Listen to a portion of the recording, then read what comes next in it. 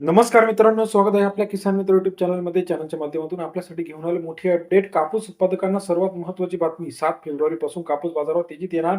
सरासरी कापूस बाजारावर 8,000 ते 9,000 रुपयेपर्यंत होणार का? काय आहे लेटेस्ट अपडेट? कापूस मार्केट विषयीची लेटेस्ट अपडेट घेऊन आपल्यासाठी आम्ही घेऊन आलो आहे. गेल्या काही दिवसापासून आपण बघितलं तर कापूस मार्केटमध्ये गेल्या काही दिवसापासून सरासरी कापूस बाजारावर हा मोठ्या प्रमाणात घटलेला होता. परंतु आता कापूस बाजारावर पुन्हा एकदा वाढणार का? फेब्रुवारी महिन्यामध्ये 8,000 9,000 पर्यंत कापूस बाजारावर होणार का?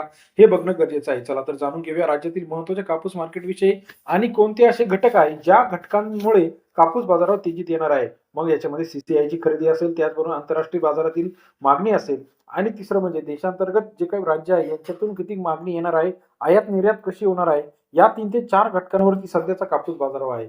सध्याचा दर जर बघितला आपण तर वरोरा असेल, अमरावती असेल, नागपूर असेल, हिंगणघाट असेल, त्याचप्रमाणे घाटंजी असेल, हिंगणघाट असेल, मलकापूर असेल, सर्व ठिकाणी 80 ते 84 85 रुपयापर्यंतचा सध्याचा कापूस बाजारभाव आहे. मग इथून पुढचा कापूस बाजारभाव वाढणार का कमी होणार हे बघणं गरजेचं आहे.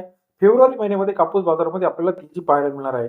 कारण का आवक ही मोठ्या प्रमाणात घटताना आपल्याला महत्त्वाच्या मार्केटमध्ये दिसायला मिळते. ठराविक 2 ते 3 मार्केटमध्ये हिंगणघाट असेल, अहमदपूर असेल, अकोला असेल, मानवत असेल या ठिकाणी चांगली आवक आहे. परंतु बाकी सर्व ठिकाणी मोठ्या प्रमाणात आवक घटल्यामुळे राज्यातील कापसाला चांगला बाजारभाव मिळत नाही.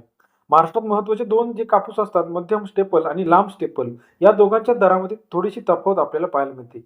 मग जे खाजगी मार्केट आहे, या खाजगी मार्केटमध्ये मध्यम स्टेपल आणि लांब स्टेपल मार्केटला चांगला मागणी आपल्याला पाहायला मिळते. मग सध्याचा दराचा विचार करता फेब्रुवारी महिन्यामध्ये किती बाजारभाव मिळणे अपेक्षित आहे? शेतकऱ्यांनी बाजारभाव वाढणार या आशेने बराच कापूस अजून थोपवून ठेवलेला आहे. परंतु देशांतर्गत जर मागणी विचार करता आणि आंतरराष्ट्रीय मार्केटचा विचार करता येत्या काही दिवसामध्ये अजून कापूस बाजारावर आपल्याला पाहायला मिळणार आहे. कारण का आयात निर्यात धोरण जाहीर झालेलं आहे. यानुसार आता मोठ्या प्रमाणात कापूस निर्यात सुद्धा होणार आहे.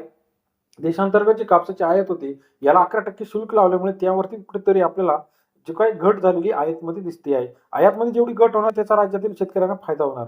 सध्याचा दर बघितला अमरावती, भद्रावती, अकोला, बोरगाव, मंचू, देऊळगाव राजा, काटोलमध्ये 70, 80, 81 रुपयापर्यंत जो काही हमी भावाच्या घरात आहे.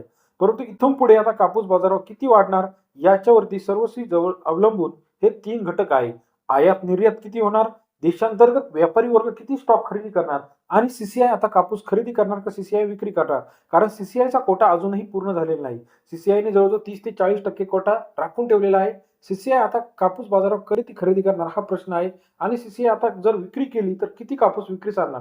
सीसीआयने जर जास्त प्रमाणात कापूस विक्रीस आणला तर त्याचा सुद्धा देशांतर्गत बाजारावरती परिणाम होण्याची शक्यता आहे.